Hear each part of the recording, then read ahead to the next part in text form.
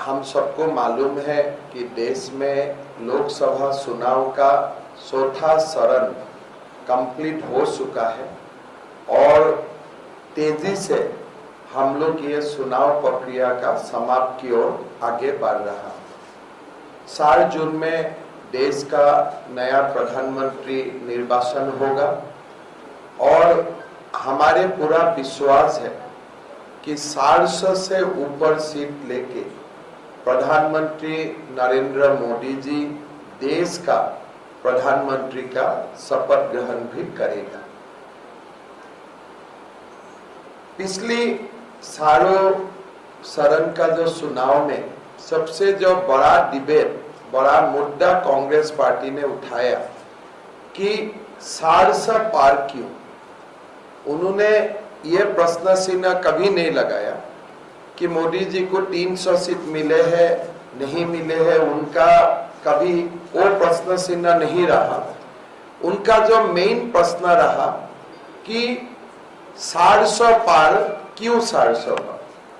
और ज्यादातर मैं जब जर्नलिस्ट से भी बात करता हूँ या कांग्रेस से भी बात करता हूँ या बाकी पॉलिटिकल जानकार लोगों से भी बात करता हूँ, सब यही पूछते हैं कि 400 पार हो जाएगा, मतलब मोदी जी का सरकार बनेगा, 272 से ऊपर होगा, 300 से ऊपर होगा, 399 तक जाएगा, इसमें किसी का प्रश्न नहीं है। अभी 399 से 401 2 सीट में ही प्रॉब्लम चल रहा है। 399 तो सब कुछ देके बैठा हुआ है कि 399 होगा ही, और 400 पार होने के लिए 399 से खाली 2 सीट चाहिए। और पूरा जो इकोसिस्टम का जो बहस चल रहा है टीवी में, मीडिया में, सोशल स्पेस में, भाई 400 पार नहीं होगा। ठीक है, 400 पार नहीं होगा तो 399 तक तो आप मानते हो ना। तो अगर आप 399 तक आप मानते हो तो बाकी तो भारत का जनता 2 सीट हमें दे ही देगा, उसमें कोई संदेह नहीं है। 400 सीट से ऊपर हमें क्यों चाहिए? मोदी जी भारतवासियों से 400 सीट से ऊपर मांगे हैं और साथ में उन्होंने 2 बातें पूरा क्लियरली बोला है कि हमारा देश को बाय 2047 हमें एक डेवलप नेशन बनाना है और उनका शुरुआत अभी से हमें करना है। और हर जगह से शुरुआत भी हुआ है। वर्ल्ड का 5th इकोनॉमी हम लोग बन चुका हूं। By 2029 will be the 3rd largest economy. हमारा देश एक सभ्यता का देश है। We are not a nation state. हम लोग एक सिविलाइजेशन से जुड़ा हुआ हूं। अगर आप इंग्लैंड का चुनाव होते हैं, अमेरिका का चुनाव होते हैं, आप विकास का बात ही करेगा। किस लिए? इंग्लैंड हो, अमेरिका हो, बाकी जो प्रदेश हो, बाकी जो नेशन हो, उनका जो कैरेक्टर है वो कैरेक्टर अभी बना है। लेकिन भारत का कोई भी चुनाव हमारे सिविलाइजेशनल वैल्यूज, हमारे सभ्यता और हमारे साथ जो नाइंसाफी किया गया था, ये सारे बातों का सरसा की बगैर भारत में चुनाव संभव नहीं है। चुनाव विकास में भी होता है और विकास का साथ भारत का चुनाव अस्मिता का ऊपर भी लड़ा जाता है। कांग्रेस ने भूल चुका है, कांग्रेस पार्टी ने भूल चुका है कि हमारी ही एक भूखंड अभी भी पाकिस्तान का साथ है। कोई चुनाव में उसका सरसा नहीं करते हैं कांग्रेस पार्टी। आप लोग बहुत सारे चुनाव अभी तक कवर कर चुका है, आप लोगों का बहुत बड़ा अनुभव है। लेकिन हमारे भारत के चुनाव में कभी भी हम पाक ऑक्युपाइड कश्मीर का बारे में कभी भी चर्चा नहीं करते हो। क्यों नहीं चर्चा करते हो? किस लिए? जो मुगल और ब्रिटिश ने हमारा जो मानसिकता बनाया कि अगर वो अभी भूखंड हमारा साथ नहीं है, मतलब चलो नहीं है। कांग्रेस ने हमको सिखाया कि हमारा वाला कश्मीर हमारे हो जाए, उनका वाला कश्मीर उनका हो जाए। लेकिन हम बुनियादी तौर से उसको विरोध करता हूं। हम नहीं मानता हूं कि पाकिस्तान का पास कोई कश्मीर होना चाहिए। पहला बार जम्मू कश्मीर का डिलिमिटेशन हुआ सीटों का, बहुत ये मीडिया में बहुत ज्यादा चर्चा नहीं हुआ है। जब डिलिमिटेशन हुआ, मोदी जी ने सबसे पहले इसका एक बहुत बड़ा प्रोविजन रखा कि जम्मू कश्मीर विधानसभा में पाक ऑक्युपाइड कश्मीर से भी विधायक बनेगा। ऐसा नहीं है कि हमारा वाला कश्मीर से बनेगा, वो भी हमारा है, वहां का भी रिप्रेजेंटेटिव हमारा होना पड़ेगा। हमारा देश को राम मंदिर मिला, देश गर्वित हुए। देश का बहुत बड़ा एक संख्यक लोगों को लगता है कि औरंगजेब का समय में, बाबर का समय में हमारा साथ जो नाइंसाफी हुआ, आज वो नाइंसाफी बहुत दूर तक रामलाला का मंदिर ने वो नाइंसाफी को मिनिमाइज किया। लेकिन वहां समाप्त नहीं होते हैं।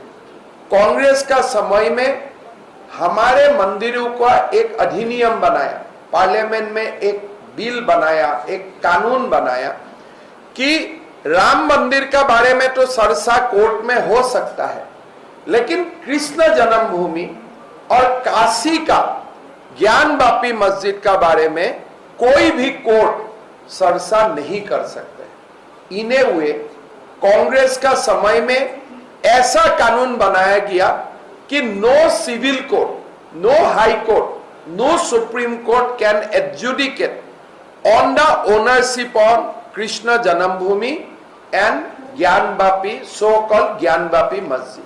आज हमारे राहुल बाबा का जो संविधान है, जो मीडिया में दिखाते हैं, लाल है। हमारा संविधान कभी लाल नहीं था और लाल हो ही नहीं सकता है। चाइना का जो संविधान है वो रेड कलर का हो सकता है, हमारा संविधान का कलर रेड नहीं है। इसलिए हमें हमारा देश को कोई रिवॉल्यूशन से नहीं बनाया, हमने हमारा देश को सिविलाइजेशन से बनाया है।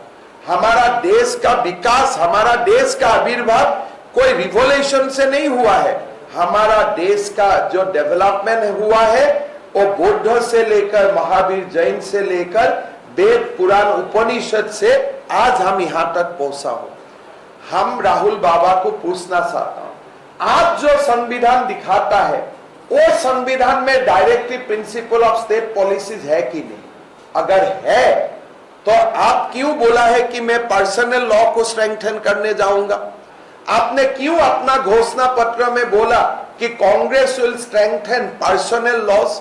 किसलिए हमारा संविधान में लिखा हुआ है कि हमारा देश में पर्सनल लॉ हो ही नहीं सकता है, हमारा देश में शरिया का कानून हो ही नहीं सकता है, हमारा देश में यूनिफॉर्म सिविल कानून लागू होगा, यह संविधान में लिखा हुआ है। इसीलिए जब कांग्रेस बोलते हैं कि हमें 400 सीट से ऊपर चाहिए संविधान बदलने के लिए, हम उल्टा बोलता हूं, हमें संविधान को इंप्लीमेंट करने के लिए हमें 400 सीट चाहिए।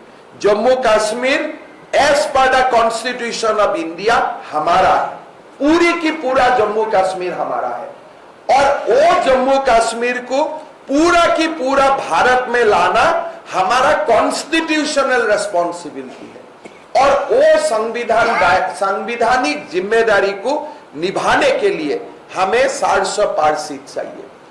हम यूनिफॉर्म सिविल कोड देश में लाना हमारा संवैधानिक जिम्मेदारी है। उनको रिफ्लेक्ट करने के लिए, यूसीसी लाने के लिए हमें 400 से ऊपर सीट चाहिए।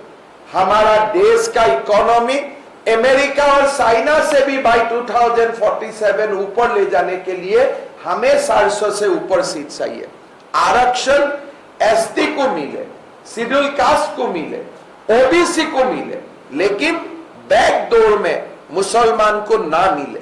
इसके लिए हमारा जो संविधान सभा ने हमको निर्देशित करके गया है कि आरक्षण जाति का आधार में होगा, आरक्षण धर्म का आधार में नहीं होगा, उनको इंप्लीमेंट करने के लिए, मुसलमान रिजर्वेशन खत्म करने के लिए हमें 400 प्लस सीट चाहिए। आज झारखंड में एक मंत्री का सचिव का निवास में 36 करोड़ मिला है, एक राज्यसभा सांसद का निवास में 300 करोड़ से ऊपर कैश मिला है। मतलब और तो बहुत कुछ जमा है और तो बहुत कुछ निकालना है। ईडी और सीबीआई को स्ट्रॉन्ग करने के लिए, मजबूत और मजबूत बनाने के लिए हमें 400 पार से ऊपर सीट चाहिए।